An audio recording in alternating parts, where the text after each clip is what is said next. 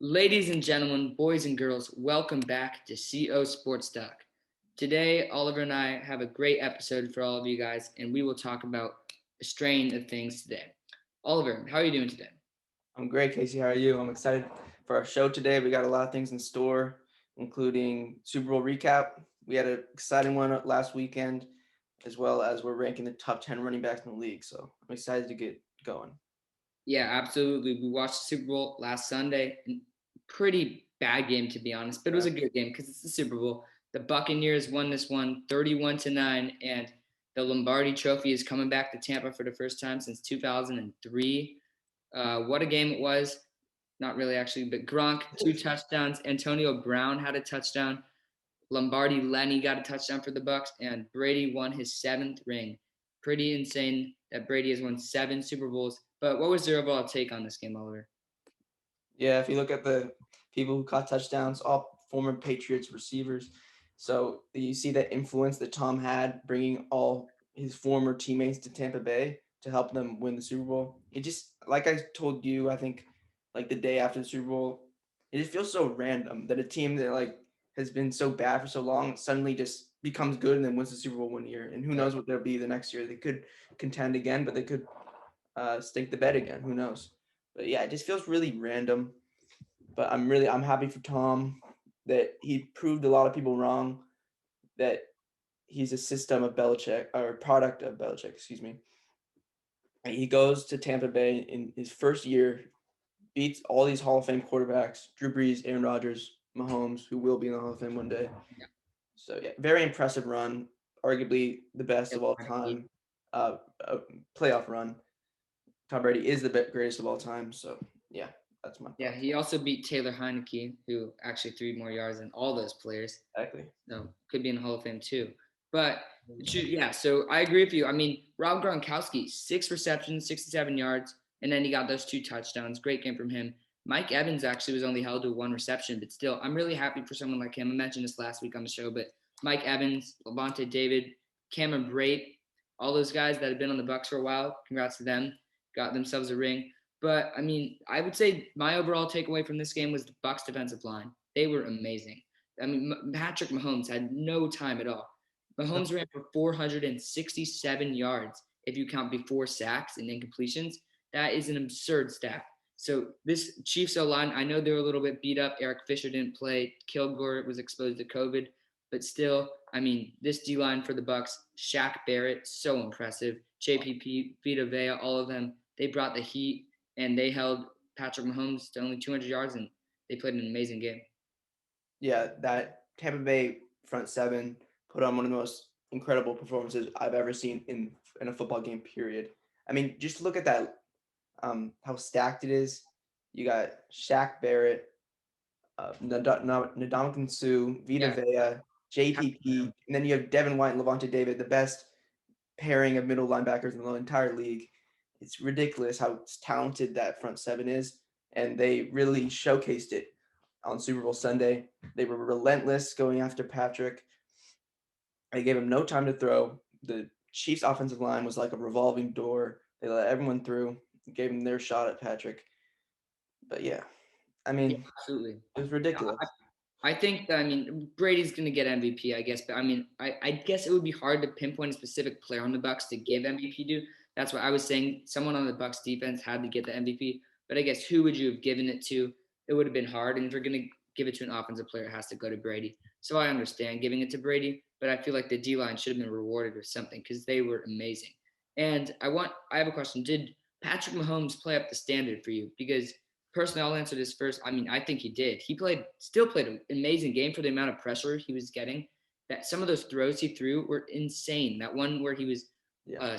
sidearm that, and then the play before that, he was on the run and threw a dot, and it was almost a catch by Pringle. So, I mean, I do think Mahomes played well. I don't think he lived up to my standards of Patrick Mahomes, but I think he did the best with what he could do because he couldn't do much. Let's be honest.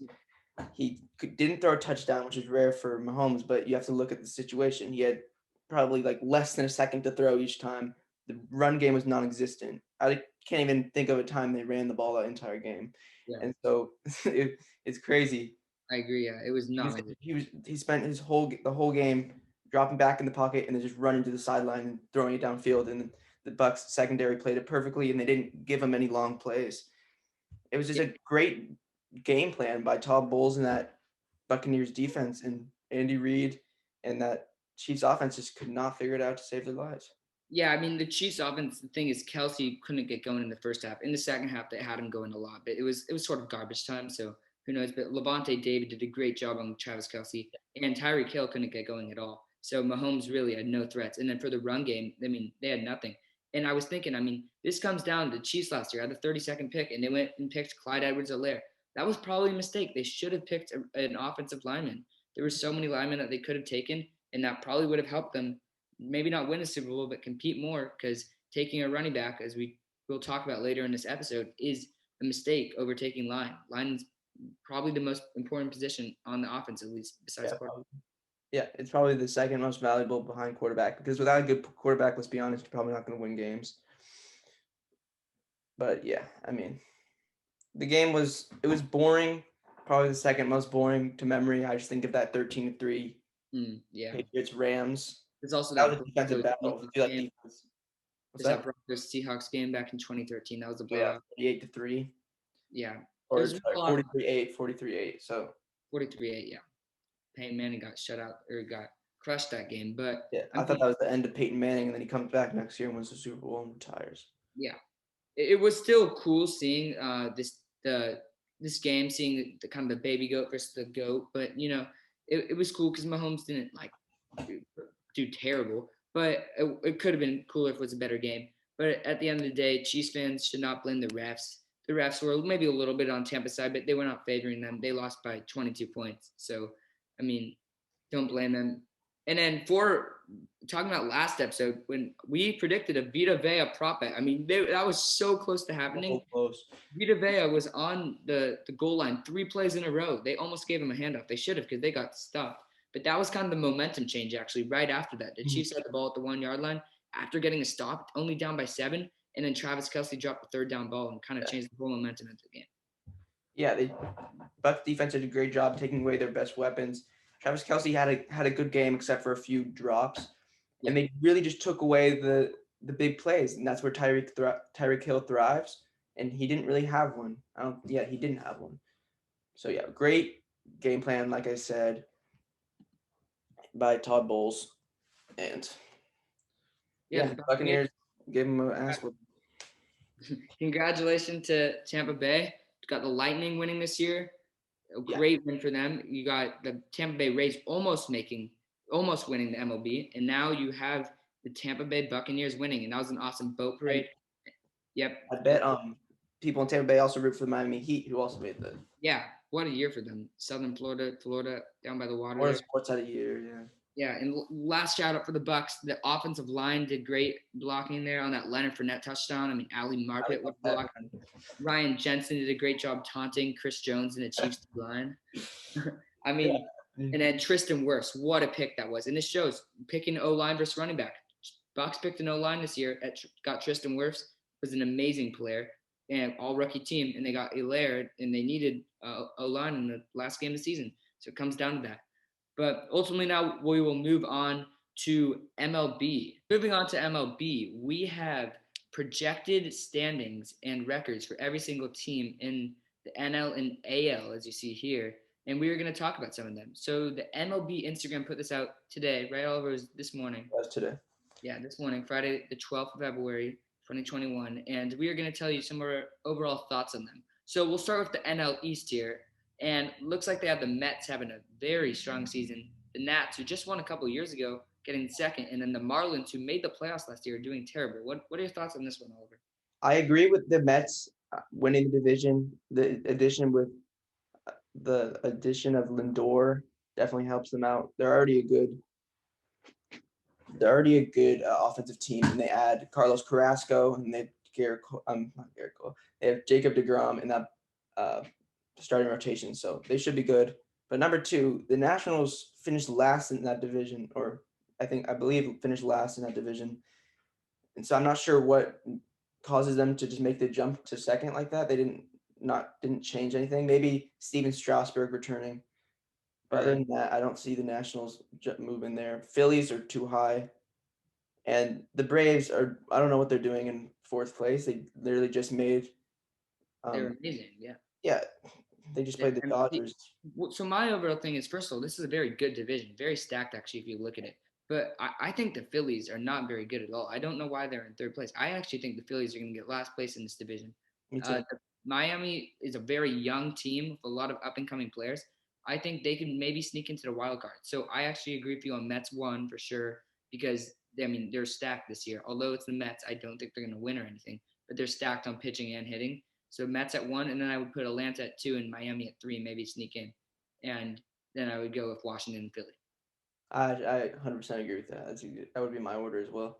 So I'm not sure what they're thinking that would cause Atlanta to drop off. Their rotation's only going to get better with Mike Soroka returning. The addition of Charlie Morton, I don't really understand. But anyway, that's what the NL East. So now moving on to the NL Central. They have the Brewers finishing first, the Cubs finishing second, the Cardinals, who just acquired Nolan Arenado from the Rockies, in third, the Cincinnati Reds, who just lost Trevor Bauer, in fourth, and the lowly Pittsburgh Pirates in last, only winning 61 games. So what do you Yeah. think about the NL Central here? So my first takeaways is definitely the Pirates are correct because the Pirates are the Pirates. I mean, they're Terrible. not going to be very good, I don't think. But the Cardinals is my first jump. I don't think they're going to go 500 when they have a guy like Paul Goldschmidt and Nolan Arenado on their team, and they have a very solid pitching staff. So I think the Cardinals will actually win this division. I, And along with the Brewers and Cubs, I think it'll be very tight for second and third, and then Reds and Pirates. So this is a bit better, but I still have Cardinals at first. And then we will see about the Brewers. They were bad last year, but they were amazing the year before. yeah, I would actually order this Cardinals first, then Reds, then Cubs, or then Cubs, then Brewers, then Pirates. I'm not sure why they think the Brewers are gonna be good. The Brewers were very average. They snuck into the playoffs at 29-31 last year because the Giants choked. But not even a single player on that team hit like over 250. It felt like everyone had very low 200 batting averages. The So we have the rotation and bullpen is very good. However, Devin Williams was one Rookie of the Year out of that bullpen. Josh Hader, obviously outstanding, and then Corbin Burns and Brandon Woodruff were amazing out of that starting rotation last year. So, but offensively, they lack a lot.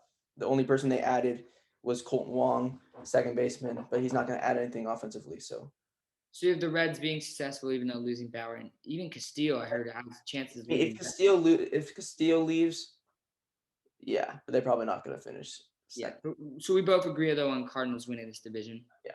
So right now, both the co sports stocks, we both have the Mets and the Cardinals winning their divisions. And for the NL West, so the MLB put the Dodgers. I think we can probably agree on Not that. that bad, but there's a few things I would change. Yeah. So the Dodgers at one, I would agree on. The Padres at two, probably agree on. And then we got Then the Cardinals. I mean, sorry, the Diamondbacks, the Giants, and the Rockies. Do you agree on that order? I would personally I would flip. just switch. I just switch 3 and 4, and you're good. I completely agree. This is probably the best one we've seen so far. As a Giants fan, I would be happy getting third in this division, just beating the Diamondbacks and the Rockies, because we realistically know we're not going to beat the Padres or the Dodgers. Yeah, exactly. So, I mean, the last 2 years we finished third in the division, and we're only getting better each year. So, I'm not sure where the Diamondbacks kind of fit in there. They were not very good last year. They finished last in the division. So, and then the Rockies losing Arenado is obviously huge. Yeah, MLB thinks they're going to be worse than the Pittsburgh Pirates, which is kind of crazy, even playing at Coors. at least they didn't disrespect us, putting us below the Rockies. Yeah, as long as the MLB doesn't really like us too much, but Yeah. at least we're not last. I think So we'll we be got third. the Dodgers at one, and we probably So we agree on that actually. So that is the NL, and for the American League, So yeah, eight. AL East. It goes Yankees, Rays, Blue Jays, Red Sox, Orioles. Yeah. So what immediately jumps out to me is what's the disrespect like for the Blue Jays? I think they're going to win this division. I agree. Although the Yankees are stacked, I think the Yankees and the Blue Jays are going to be very tight. But the Rays are all. This is a very good division also. But the Blue Jays just acquired George Springer and Marcus Semien and have a very good pitching staff. and obviously they have all those young guys too. So wow, this is a very good division though. So I do think the Blue Jays are going to get first place, and then the Tampa and New York will be the two wild cards in this division. Yeah, that's crazy to think. But Blue Jays, offensive wise, one of the best teams in the league. They're going to be really good. Think about their starting nine out there, and Hyunjin Ryu as their ace. They're going to be good. And off the bench, they're going to have Rowdy Tellez and Randall Grichuk. It's going to be a good team. But I think they should be first. They're sitting at third in MLB's predictions. I think they can prove them wrong. The Orioles surprised a lot of people in their 60-game season. They finished better than the Red Sox, but I'm not sure in a 162-game Right. season how that will work out. I agree with the order in the bottom two. For the top three, I would go Blue Jays, Yankees, Rays. And it kind of sucks for the Rays. They just made a World Series, but then they lost their two best pitchers. Yeah. Tyler Glass now is going to have to be the ace of that staff. And their second's probably be Ryan Yarbrough. I can't really think of who else it would be. Yeah. So And then, yeah. So their bullpen's always going to be good. And they manage their lineups well, but they don't have enough star power to compete with the other teams in the AL East right now. yeah, you heard it here first. CO Sports Talk. We have the Blue Jays winning the AL East, and for the AL Central, Oliver, they have the Twins winning this. Do you agree with them? Do you have Twins winning the AL Central this year, or do you think the White Sox will after their great season last year, where they almost beat the A's? Or what about the Indians? I think the Twins will win it, but I think it's going to be close. It depends how their vets play. Like Nelson Cruz, if he keeps playing like he does, they always have a chance to be good. White Sox should definitely be. If they're not going to be first, they should be second. The Indians, they lost Francisco Lindor, arguably their best player. You can make an argument for Jose Ramirez too. Yeah. They added Eddie Rosario though, a former Minnesota Twin, so that was big. But they don't have enough offensively. You saw they lost Carlos Santana as well to another division rival in the Kansas City Royals. So they don't have enough offensively. They're one of the worst offensive team last year, and they only got worse. They obviously have a great rotation with Shane Bieber leading that way, and some young cats like Tristan McKenzie. But Yeah. Indians, I think, will finish third, and I'm fine with the bottom two, and then just switch Indians and White Sox for me. So it's not that bad. Yeah, it's a shame for the Royals and Tigers fans because they've really struggled and been at the bottom of that division for years now. Tigers since 2012 and Royals since 2014 or 2015. Sorry, when they won it all. But I agree. I agree with you on some three of them, but I do disagree that I think the Indians are not going to be that good this year. I just don't think they have that much star power. I don't think Jose Ramirez is going to win you that many games. And I think the White Sox are actually going to win this division. So this is where our first disagreement on first. Casey has the White Sox and Oliver has the Twins winning it. And our last division here is the AL West. What stands out to you, Oliver? They think that the Astros will win 93 games. I'm not sure how that works. They just lost their best player, maybe second best player, George Springer. Depends how Jose Altuve and Carlos Correa play. Right. Oh, sorry, Alex Bregman too. They definitely lost their second best player in George Springer, but Zach Greinke, Justin Verlander, it's a good staff. Angels, they have winning 87 games. I hope that happens, but I don't think it will. The Angels are promising every year because of the fact they have Mike Trout, but let's be honest, they're probably going to finish third here. And the A's, I think, will win the division. So I got A's, Astros, Angels. But I think the Angels could maybe edge out the Astros, but I doubt it. And then Seattle and Texas. I agree with that. Texas is pretty horrid. They're Yeah. pretty They bad just they besides. just got Chris Davis from the A's, but he's not going to make that much Yeah, and then they difference. lost their ace in Lance Lynn. Mike Miners on the A's. I don't even know. I can't name a single arm they have in that rotation right now. That's how bad it is. Joey Gallo's a one bright spot, but he's kind of off and on.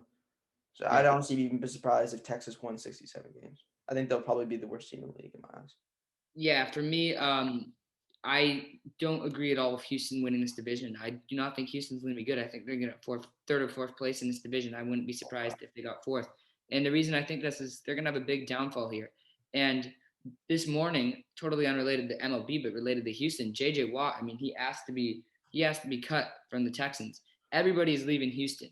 I know there's some curse going on in Houston, but their So sports that will for not be Houston winning for a sports while. fans. Last year, Houston fell off a little bit. They still had a little run in the playoffs, but they weren't as good. I think they're going to fall off a lot this year. They're losing some of their players, and I think Oakland A's and it will be between the A's and the Angels to win this division.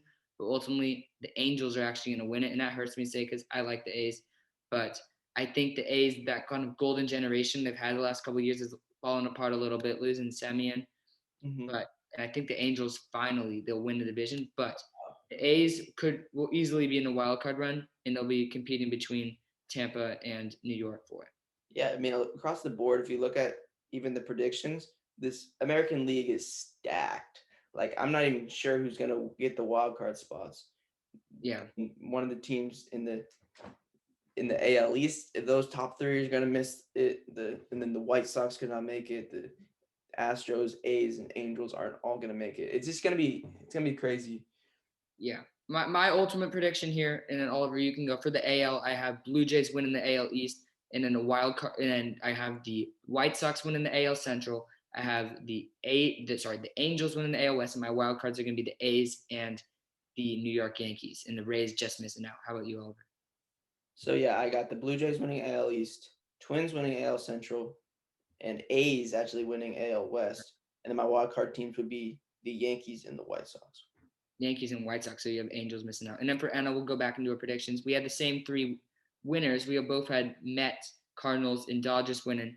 And my wild cards, love to say it, baby. The San Francisco Giants are going to be the fifth wild card, along with the San Diego Padres.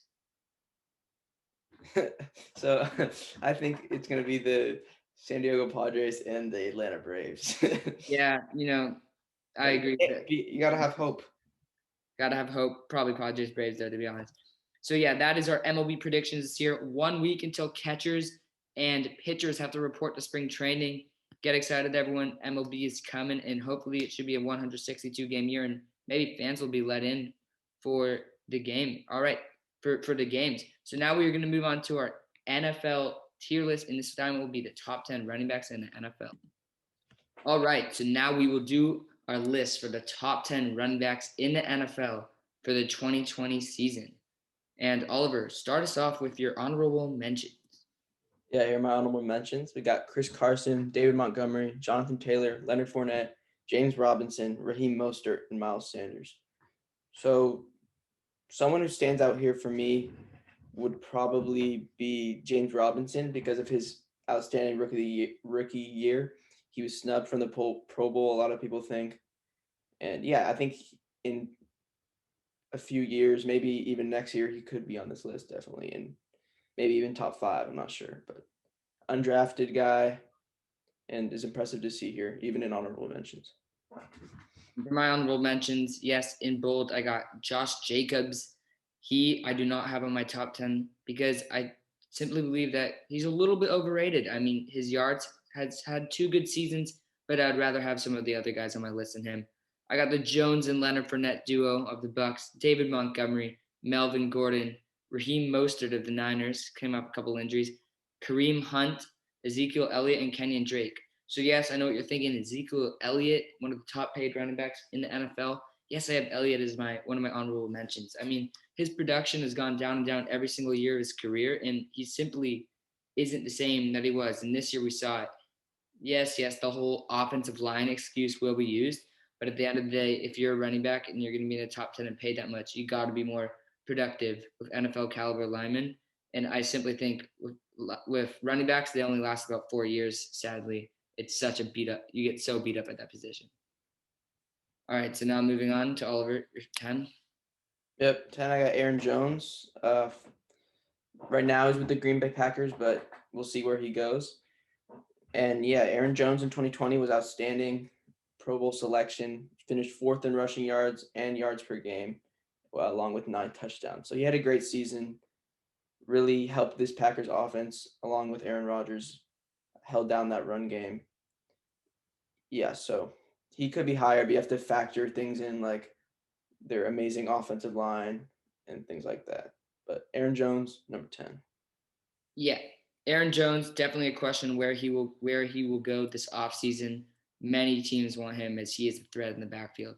And for my 10, I have who Oliver had on his honorable mentions, James Robinson of the Jacksonville Jaguars. And he is only going down this list in the future. What a season he had. Broke 1,000 yards as an undrafted rookie. I mean, 1 year ago today, he was probably thinking he would never make an NFL 53-man roster. And now that kids like us know him and putting him in our top 10 list is amazing. What a story he has. But yeah, he had himself an amazing year. He put up, and the most impressive thing to me was he did this with a bad offensive line on a bad team. So James Robinson definitely makes the cut. It was tough putting him over Josh Jacobs, but I thought to myself, who would I rather have, Josh Jacobs or James Robinson? And I mean, Josh Jacobs has had a little bit of off the field issues. James Robinson has not. And James Robinson is a couple years younger, so I would take Robinson over a guy like Jacobs. Yeah, Robinson definitely one of the bright spots for the Jacksonville Jaguars this year. 9, I have Joe Mixon. Fell a little bit in his draft 2017 because of off the field issues at Oklahoma, but we haven't really seen any of that in the NFL so far. So, and he's been great on the field as well. He missed 2/3 of the season, only played in 6 games. So he played a little more than a third of the season. And then, but if you look at his 2019 campaign, he had 1,100 yards and yeah, which was 9th in the league. So he's a phenomenal back, very elusive, plays with plays with power as well. So yeah, he's a good piece for this Cincinnati offense. He's going to be there for years. Absolutely. Nixon came off a couple injuries, but he looks to come back. And then now my number 9, I have another rookie, this time going for Jonathan Taylor. Jonathan Taylor versus James Robinson, 10-9. This was a very tough debate in my head. Who do I put 9-10? But the reason I had Taylor crack over Robinson at 9 is just due to the yards. Jonathan Taylor had 1,169 yards. Robinson had 1,070. So Taylor was more productive. And Jonathan Taylor was also competing with more backs. I mean, at the start of the year, he had Marlon Humphrey aside of him.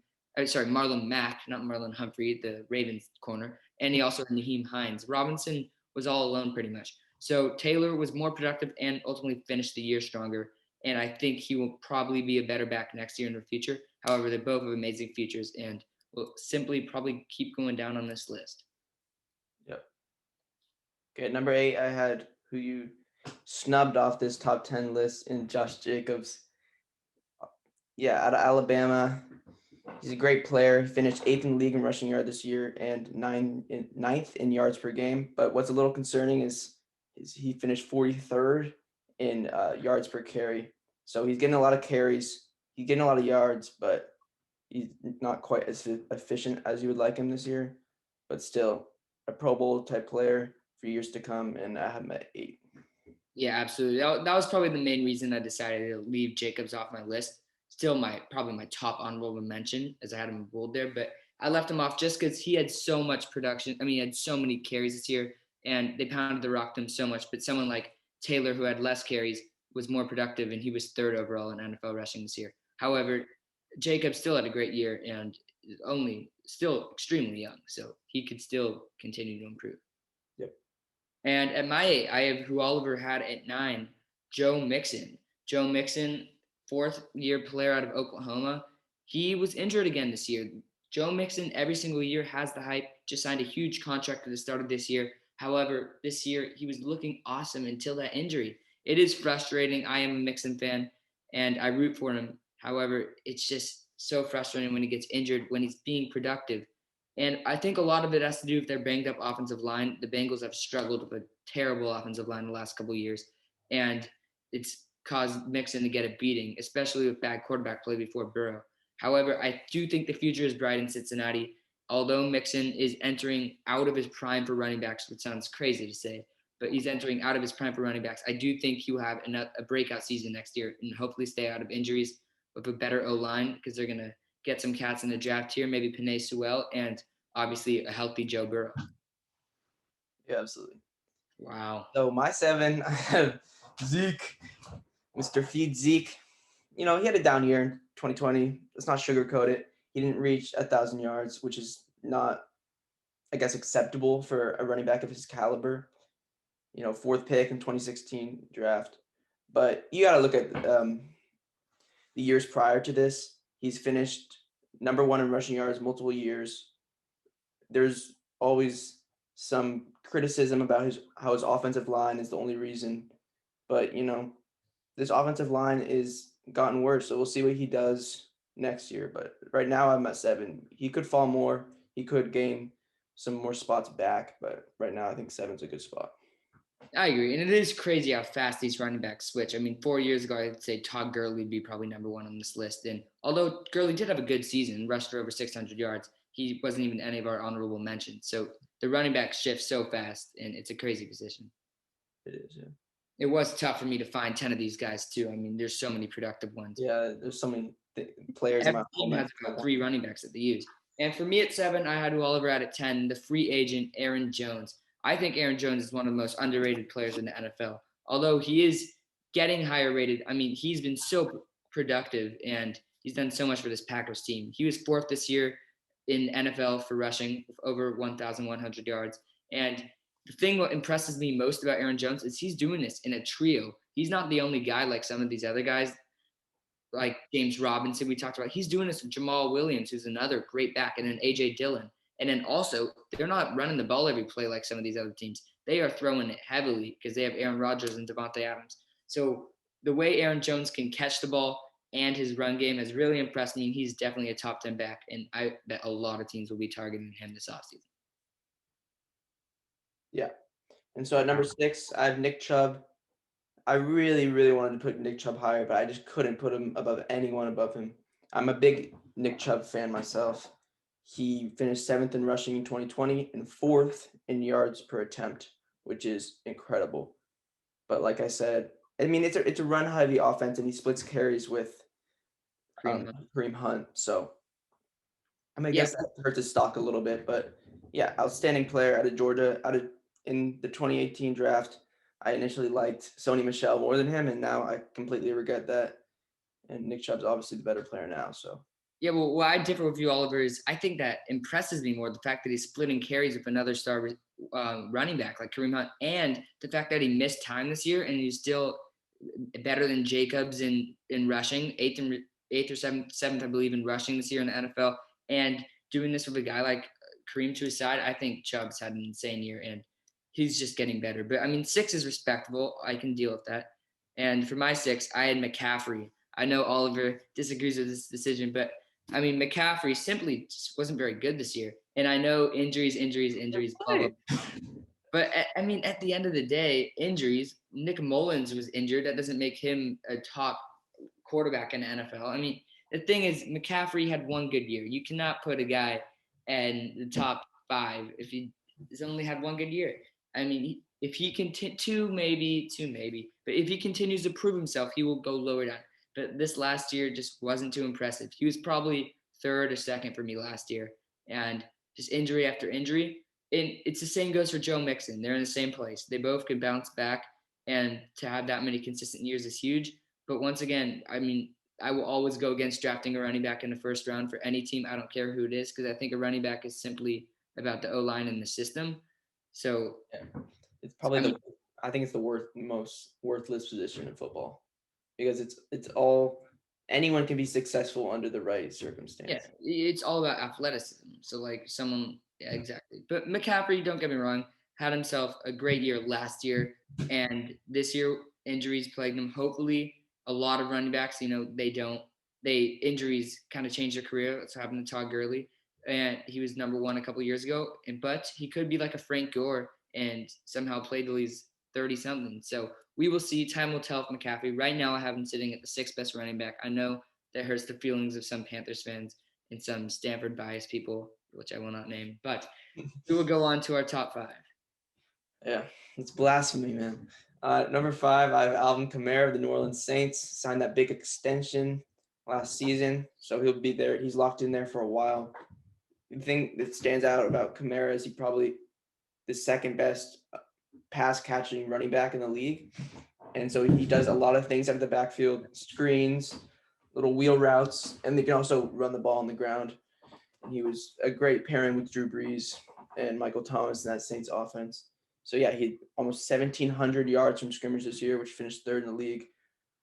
So yeah, a lot of people look at Kamara and say only 900 rushing yards, but you got to look at the receiving yards. He Exactly. Almost matched his running Yeah, yards. he's a better version of Aaron Jones. And at my 5, I have Saquon Barkley. Yes, Giants fans probably wouldn't like this because he was maybe number 1 last year, number 2 last year. But I mean, once again, just like McCaffrey, he tore his ACL or tore his Achilles. Sorry, don't spam me in the comments about that. But he was out for the year. So Saquon was not good this year, obviously. And with running backs, we will see if he's good again. I mean, an injury like that can screw your whole career up. But Saquon, when he is playing, is an absolute menace on the field. We saw that in his first 2 seasons in the NFL, and time will tell for the next. Good looking future for the Giants. Daniel Jones, they ended the season a little rough, but we will see for the Giants. Will they stick with Jones? Will they not? Will they improve the receivers? Darius Slayton should not be your number 1 receiver. So we will see with the New York Giants. But Saquon is my number 5. Exact same boat as Christian McCaffrey, though. He's my 4. I mean, just looking at this picture, you can see that athleticism's off the charts. He didn't even play a full game in 2020. I think you were right initially. I think it was an ACL tear on that left leg. But yeah, he didn't play a full game in 2020. Didn't play great in 2019. Was still good though. But 2018, man, he was outstanding. Finished second in rushing, with 11 touchdowns. Really carried that Giants offense that wasn't that good in the passing game.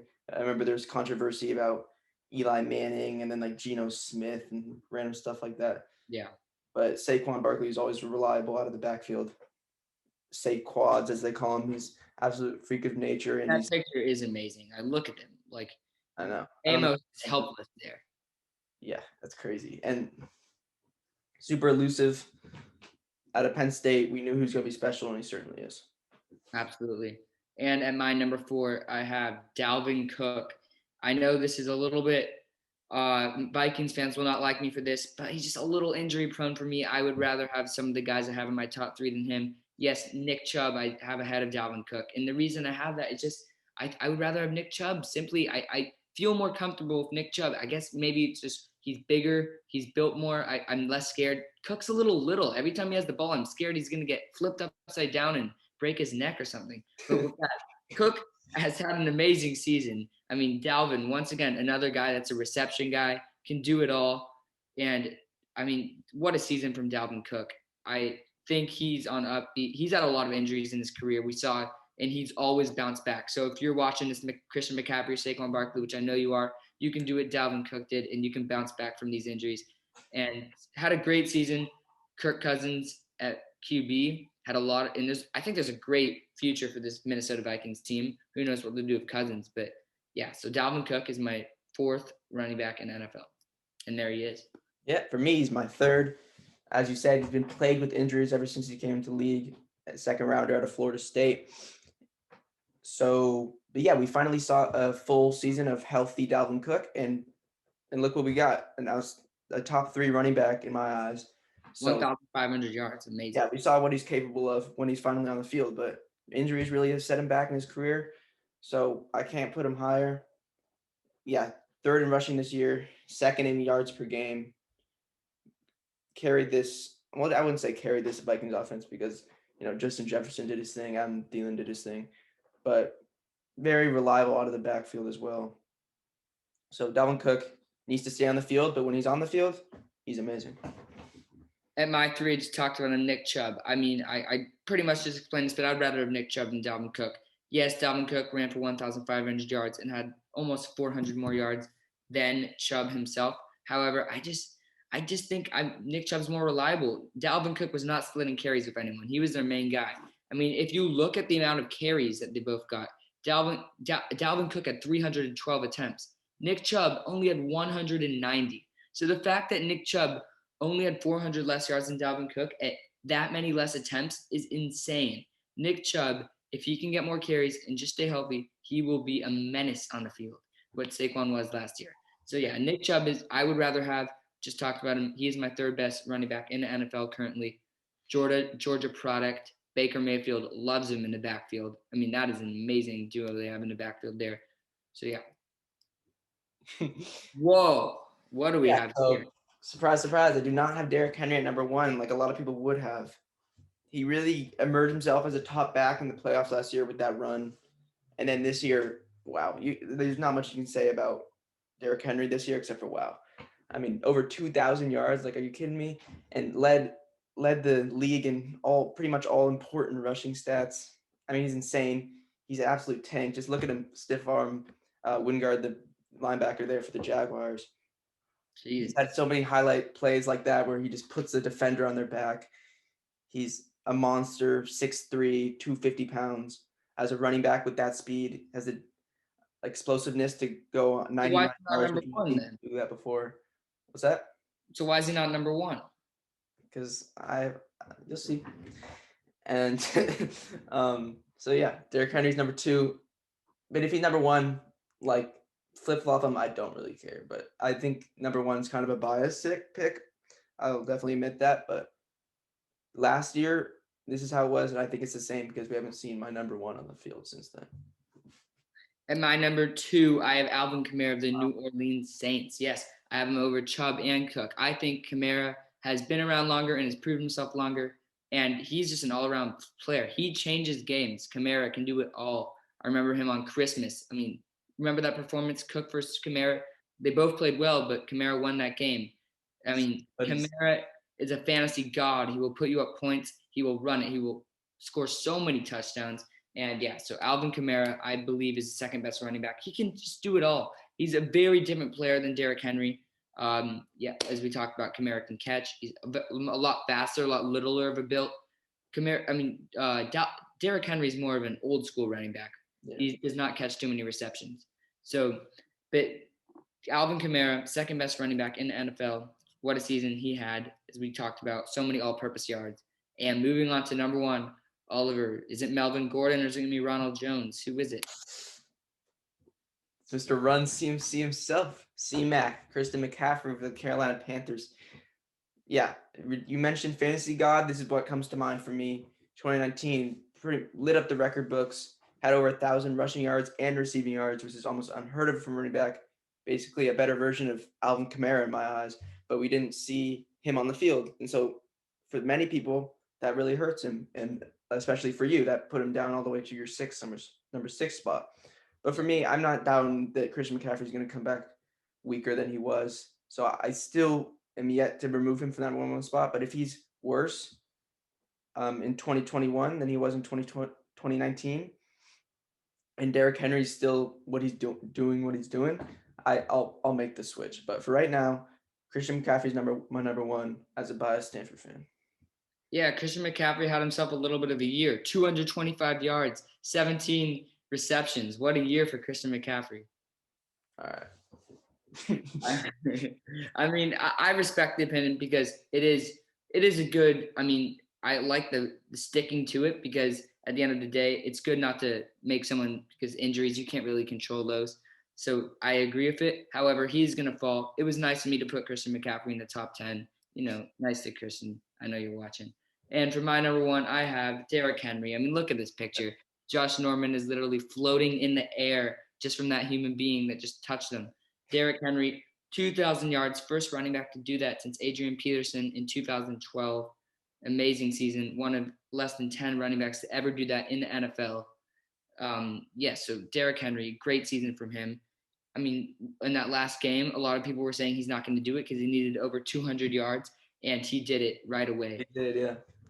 A very important game too, division clinching. Yeah, he simply can turn games around. He makes people memes, or he made Earl Thomas a meme, probably ruined his career, to be honest. Josh Norman, as you see in this photo, made him a meme. I mean, Derrick Henry beat the Ravens twice, lost in the playoffs, unfortunately, this year for him. However, I do think he's the best running back in the NFL right now. And we will see, time will tell. Next year, we will do the same thing. Could be the exact same, could be a completely different list. We will see. But that is it right now. Derrick Henry, the best running back for me, and Christian McCaffrey, the best running back for all of them. Yep. All right. So that concludes episode 3 of CO Sports Talk here. Thanks everyone for watching, and we're looking forward to posting more videos soon. Yeah, absolutely. Today was a great episode. We're excited for next episode. We will have a special guest on, and you guys will see soon. Make sure to follow our Instagram, Co Sports Talk. Thanks to all the subscribers, all the people that liked, everyone. Yeah, stay tuned. You guys are gonna like that. The next guest speaker we're gonna have on. Subscribe, like, and turn post noties on. Peace.